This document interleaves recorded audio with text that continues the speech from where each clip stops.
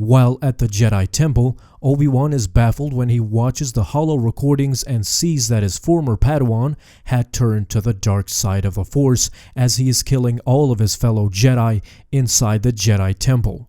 On the other hand, Padme still believed in him, saying to Obi-Wan that he still had good in him, hoping that somehow Anakin will wake up to see the truth behind Palpatine's lies.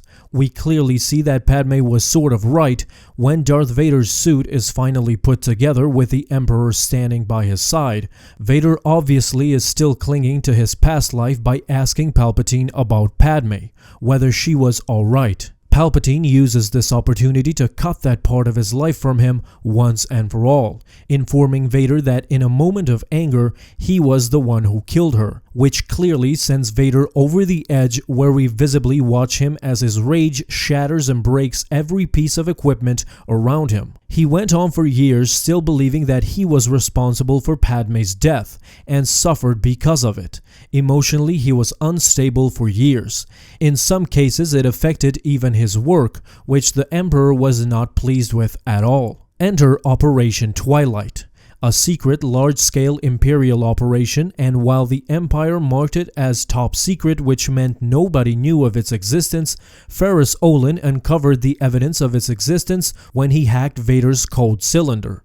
The main purpose for the secret operation was the testing of a new revolutionary, mind-wiping drug that, if consumed, it would wipe out 50 years of memories of the subject that was being tested. The head of the project was Jenna Zan Arbor, a deranged scientist that required a subject who was forever loyal to the Empire. Of course, Vader considered this his pet project. He was personally invested in this operation and was willing to do whatever it takes to see it be completed.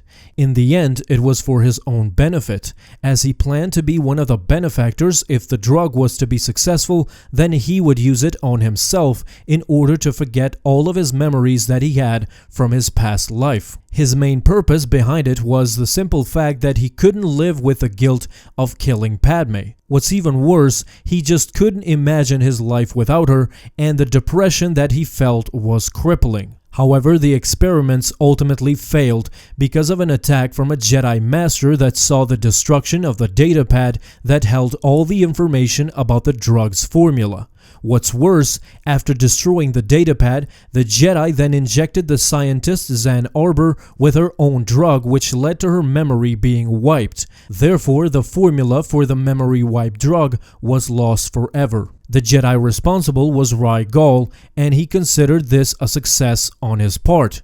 Just as he had appeared, he eventually escaped and left the scientist to deal with the consequences. Well, she did. As Vader arrived at the location, he saw that everything was destroyed, including the memory of Zan Arbor. It was at that moment that he was filled with rage, as he then killed Arbor for her clumsiness. Now, he knew that his personal torture would go on, and he would have to endure it without an end in sight. Alright guys, that is it for today. Thank you so much for watching this video, and if you liked it, don't forget to leave a thumbs up down below and subscribe if you haven't already, and don't miss out on any of my future videos that I will post on this channel. Have a fun day, and in closing, don't forget, may the Force be with you always.